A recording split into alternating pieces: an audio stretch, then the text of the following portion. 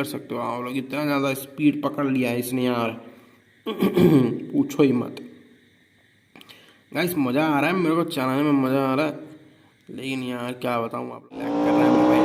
ये देखो गाइस हमारे जितने भी पैसेंजर वो टक्कर मार रहा है। चलो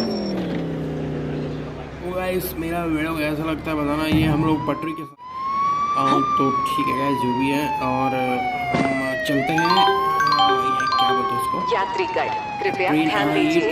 ट्रेन नंबर वो देखो आ रही है 12100 अंदर से ITA सुपरफास्ट एक्सप्रेस टक्कर मारेगी कुछ ही गाइस। समय चलिए में देखते हैं क्या प्लेटफॉर्म होता है क्रमांक हमारी कार का, मतलब पर आने वाली गोकू है। भैया का क्या होता है। मुंडी सामने है, ट्रेन आ रही है, और भाई सब पूरी स्पीड में आ रही है, पता ही नहीं चल रहा।